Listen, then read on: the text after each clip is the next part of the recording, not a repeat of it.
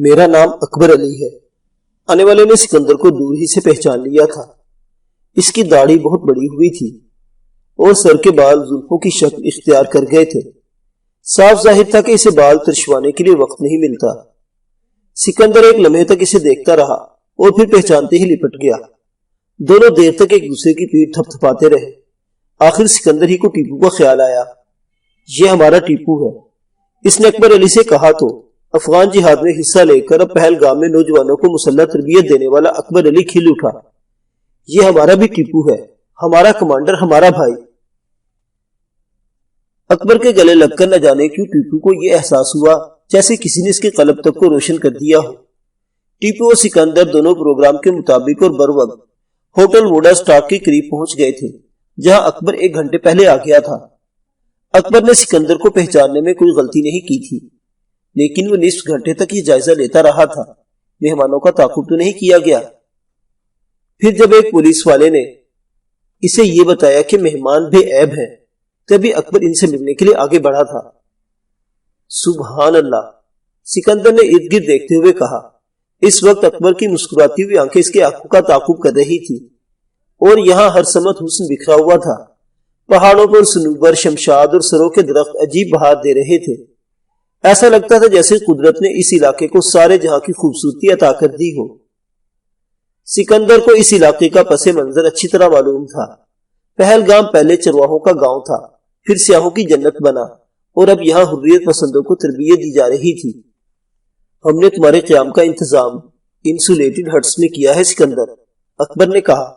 وہاں سے تمہیں مزید سحر انگیز مناظر دیکھنے کو ملیں گے۔ انسولیٹڈ ہٹس، وہ کیوں؟ کیا اب لوگوں کے دلوں میں محبت کی گرمی اور جگہ باقی نہیں رہی؟ تم تو آنکھوں میں بٹھائے جانے کے قابل ہو میرے بھائی، مگر مجبوری ہے، اور ہمارے ہاں مجبوری کا دوسرا نام حکمت عملی ہے۔ سکندر ہنس پڑا۔ ایک کمرے والی ہٹ تمہارے لیے مخصوص ہے، سواری سامنے آ رہی ہے، تمہیں کچھ کہنے کی ضرورت نہیں، بسم اللہ، اکبر نے کہا، اور اسی وقت ایک گدھا گاڑی وہاں آ کر رکی۔ دونوں دوست چپ چاپ اس میں سوار ہو گئے۔ اکبر تیزی سے ہوٹل کی طرف بڑھ گیا، جبکہ گاڑی ٹورسٹ بنگلے کی طرف بڑھ گئی، جہاں سے جموں کشمیر محکمہ سیاحت انسولیٹڈ ہٹس کی طرف راستہ جاتا تھا۔ سازگری پورہ کو سری نگر میں ایک خاص مقام حاصل تھا۔ اسی محلے میں حریت پسند عبدالحمید شیخ اور اس کے ساتھیوں کی کمین گاہیں تھیں۔ وہ یہیں سے نکلتے اور بھارتی فورسز پر ضرب لگا کر تیزی سے ہجوم میں گم ہو جاتے تھے۔ 31 اکتوبر کو شاہینوں کی یہی ٹولی ایک بار پھر شکار کے لیے نکلی۔ سب کو اشفاق وانی کی یہ ہدایت یاد تھی کہ حملہ کرو اور پھر سمندر میں مچھلی کی طرح غائب ہو جاؤ۔ آج میرا دل کچھ گھبرا رہا ہے حمید، ایک ساتھی نے کہا۔ امجد نامی یہ نوجوان عبدالحمید شیخ کا پشتی بان کہا جاتا ہے۔ لوگ کہتے تھے کہ دونوں پیٹھ سے پیٹھ ملا کر حملہ کرتے ہیں تاکہ ایک دوسرے کا دفاع بھی کر سکے۔ آج انہیں قریبی بستی میں پولیس والوں کی لوٹ مار کے خلاف کارروائی کرنا تھی۔ رپورٹ یہ تھی کہ پولیس نے وہاں شہلا نامی کسی لڑکی کو گرفتار کرنے کی کوشش کی، اور پھر جب شہلا کہیں نہیں ملی تو پولیس فورس نے بچوں، بوڑھوں اور عورتوں کو مارنا شروع کر دیا۔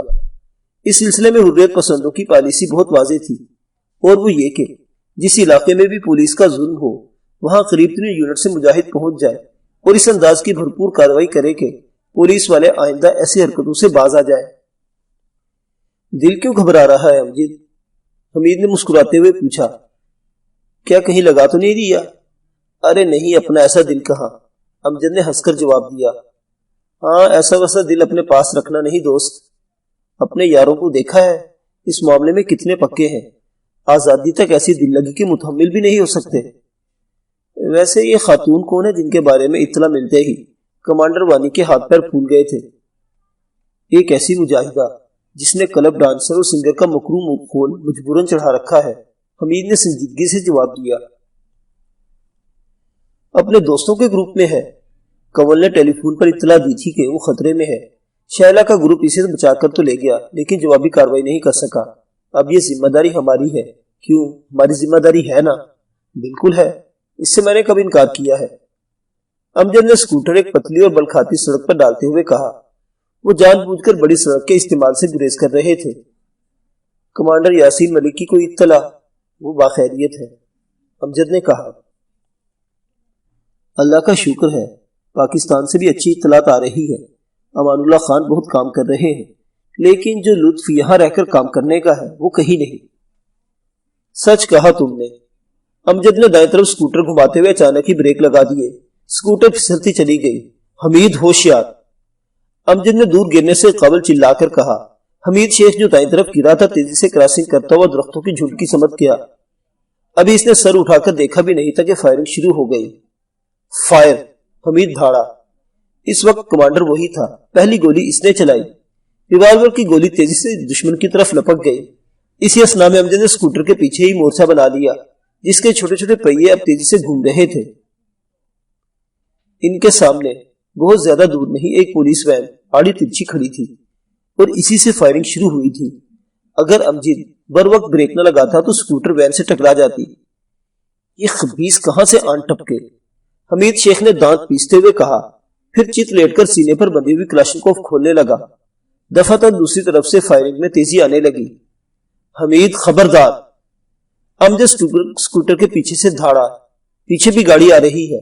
اس کے ساتھ سکوٹر پر گولیوں کی بوچھاڑ آ کر لگی۔ چھوٹی سی 2 پہیوں والی سکوٹر چھلنی ہو گئی۔ ابھی حمید شیخ کلاشنکوف سیدھی کر رہا تھا کہ ایک برسٹ عین اس کے قریب گرا۔ آج برے پھنسے، وہ بولا۔ وہ اپنی اس غلطی کا اندازہ لگانے کی کوشش کر رہا تھا جس کے باعث وہ پولیس کے دام میں پھنس چکے تھے، مگر فی الوقت سوچنا صرف یہ تھا کہ اس جال سے کس طرح نکلا جائے۔ امجد نے پولیس وین کی طرف ایک مختصر سا برسٹ فائر کیا اور ساتھ ہی پیچھے سے رکھنے لگا تاکہ گھنے درختوں والی ڈھلان سے پھسلتا ہوا نیچے مکان میں اتر جائے۔ ساتھ گری پورا کے لوگوں کو یہ آواز یقیناً پہنچ رہی ہوگی۔ حمید نے ایک طویل سانس لی اور بسم اللہ کہہ کر برسٹ چلا دیا۔ اس کا نشانہ سچا تھا۔ کئی گولیاں بلٹ پروف گاڑی پر لگی تو پولیس والے چیخنے چلانے لگے۔ ان پر موت کا خوف طاری ہو گیا۔ چپ کرو! ایس پی عبداللہ، ایس پی اللہ بخش نے دھاڑ کر کہا، تم 10 ہو وہ 2۔ دوسری طرف سے بھی نفری آ رہی ہے۔ اتر کر مقابلہ نہیں کر سکتے تو اندر ہی رہو، مگر بکریوں کی طرح چلاؤ مت۔ ایس پی اللہ بخش کے چہرے پر عجیب سے تاثرات تھے۔ اسے حال ہی میں ترقی دی گئی تھی۔ نوکری پکی کرنے کے لیے اسے ہر قیمت پر کوئی بڑا کارنامہ انجام دینا تھا، اور آج تو بس ایسا ہی لگا جیسے اس نے صبح سویرے کسی خوش بخت کا منہ دیکھ لیا ہو۔ وہ گندربل روڈ پر گشت کر رہا تھا کہ اسے 3 ایسے نوجوان ہاتھ لگے جن کی رکشہ میں پوسٹر لدے ہوئے تھے۔ ان تینوں کی گرفتاری اس نے زبردست پولیس مقابلے کے بعد دکھائی، اور اب 2 ایسے نوجوان سامنے تھے جو واقعی مقابلہ کر رہے تھے۔ پہلے والے 3 نوجوانوں کو تو ایس پی اللہ بخش نے خود تمانچے ٹھڈے لگائے تھے، مگر اس وقت وہ خود بھی خوفزدہ تھا۔ پوسٹر لے جانے والوں کی گرفتاری میں خوف محسوس نہیں ہوا تھا، مگر یہ تو باقاعدہ فائرنگ کر رہے تھے۔ ہیلو وچارناگ اسٹیشن، ایس پی نے وائرلیس کا ریسیور منہ سے لگاتے ہوئے کہا، ہمیں کمک بھیجو فوراً۔ موبائل نمبر 63 تمہاری طرف ہی آ رہی ہے۔ دوسری طرف سے جواب ملا، یہ کافی نہیں، یہاں زبردست مقابلہ ہو رہا ہے۔ وہ کتنے ہیں؟ پتہ نہیں۔ اللہ بخش جھینک گیا۔ فی الحال 2 نظر آ رہے ہیں۔ غور سے دیکھو کہیں ایک تو نہیں۔ بکو مت۔ ایس پی کو جواب مل گیا، میں ایس پی اللہ بخش ہوں، سمجھے تم؟ یس سر۔ ہم مزید 2-3 گاڑیاں بھیج رہے ہیں۔ امجد نے جو ہی اپنی گن اٹھا کر فائر کرنا چاہا، کئی گولیاں سنسناتی ہوئی اس کے سر پر سے گزر گئی۔ اسے سر جھکا لینا پڑا۔ وہ فرار ہو سکتا تھا، مگر حمید کو خطرات لاحق تھے۔ اپنے کمانڈر کو یوں اکیلا چھوڑنا اسے گوارا نہیں تھا، لہٰذا جو ہی اس نے دوسری طرف سے سائرن کی آواز سنی، وہ پھر اوپر چڑھنے لگا۔ بھاگ جاؤ امجد، اسے حمید کی آواز سنائی دی۔ جواب میں اس نے کچھ نہ کہا، بس نفی میں سر ہلا دیا۔ اس وقت کئی گولیاں وین سے ایک ساتھ چلی۔ ان کا رخ حمید کی طرف تھا، اور حمید کسی کور کے بغیر امجد دیوانہ وار اٹھا۔ اس نے کلاشنکوف سیدھی کی اور اندھا دھند فائرنگ کرنے لگا۔ بہت سی گولیاں وین کے ٹائروں کو چاٹ گئی۔ ٹائر پھٹنے سے زبردست دھماکے ہوئے، ساتھ ہی اس کے عقب سے بھی فائرنگ شروع ہو گئی۔ ایک پورا برسٹ امجد کے سینے پر عین اس وقت پڑا جب وہ عقب سے آنے والی وین کی طرف پلٹ کر فائر کرنے والا تھا۔ اللہ حافظ حمید میرے بھائی، اس نے گرنے سے قبل کہا، میرے اللہ میں حاضر ہوں۔ گرنے کے بعد ہی اس کے لب ہلتے رہے۔ خون کا فوارہ سڑک کو گیلی کرنے لگا۔ تبھی حمید پر 2 طرف سے گولی چلائی گئی۔ وہ اٹھتے اٹھتے گر گیا۔ گولیاں اس کے بازو اور سینے کے قریب لگی تھی۔ حمید نے بمشکل امجد کی طرف دیکھا. وہاں اب کچھ نہ تھا. امجد کا ساکت جسم اسے سب کچھ بتا گیا. اس نے دانت پیس کر رائفل سیدھی کی. ابھی وہ ٹریگر دبانے ہی والا تھا کہ عقب سے کوئی بھاری بھرکم چیز اس پر گری اور اسے دباتی چلی گئی. حمید شیخ نے زخمی انداز میں اوپر گرنے والے شخص کو دیکھا اور پھر ہنس پڑا. یہ بڑی بھیانک ہنسی تھی، ایک زخمی اور قیدی شیر کی ہنسی. مزید کئی افراد اس پر گرے اور دبوچ کر بیٹھ گئے. زخمی کے جسم سے بہنے والا خون ان کی وردیوں کو بھگونے لگا. وہ اب کسی قیمت پر اسے چھوڑ نہیں سکتے تھے. انہیں علم تھا کہ اسے چھوڑ دیا تو پھر زخمی شیر زیادہ خطرناک ثابت ہوگا. مزید کئی سائرن سنائی دینے لگے. پولیس کی گاڑیاں دونوں طرف سے اس سمت آ رہی تھی. حمید شیخ نے ایک طویل سانس لی اور آنکھیں موند لی. اس کے چہرے پر زردی چھانے لگی تھی. میری درخواست صرف یہ ہے کہ ہم سارے اختلافات فراموش کر کے ایک مٹھی بن جائے جس کی ضرب سے غلامی کی زنجیریں کٹتی چلی جائیں. سکندر نے بہت دھیمے لہجے میں کہا. وہ ایک بڑے ہالنما کمرے میں موجود ان افراد اور بزرگوں سے مخاطب تھا جو دور دراز سے یہاں آئے تھے. ان میں سے بعض ایسے تھے جنہوں نے 1948 کا قتل عام دیکھا تھا اور بعض ایسے جن کے چہروں پر جوانی کی تحریریں تھیں. یہ سب عمر، ذات، برادری اور وادیوں پہاڑوں کو فرق کو بالا طاق رکھ کر یہاں اس لیے جمع ہوئے تھے کہ تحریک آزادی کشمیر کی جدوجہد یکجا ہو کر کی جائے. انہیں علم تھا کہ بکھرے ہوئے موتی کبھی خوبصورت لڑی نہیں بن سکتے. ہم یہ طے کر چکے ہیں کہ اب ہاتھ میں ہاتھ ڈال کر ظلم کے خلاف پیش قدمی کریں گے، احسن ڈار نے کہا. وہ سکندر کی تقریر سے بے حد متاثر تھے. انہیں علم تھا کہ سکندر نے سری نگر کے علاقے میں کتنا زبردست کام کر رکھا ہے. وہ سکندر کے ساتھ بیٹھے ہوئے نوجوان کو بھی اچھی طرح جانتے تھے جس سے بھارتی سیکورٹی فورسز بھی پناہ مانگنے لگی تھی. ان کے لیے ٹیپو دوسرا اشرف ڈار تھا، فرتیلا، دانشمند، جذباتی اور عروس آزادی کا متوالا.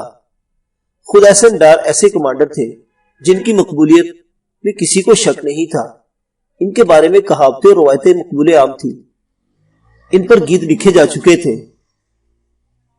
ایک شعر تو مقبوضہ کشمیر میں ہر مرد و زن اور بچے کی زبان پر اب بھی ہے جس کا مفہوم کچھ یوں ہے: امی جان، کیا آج آپ نے بادام کی گریوں کا سالن پکایا ہے؟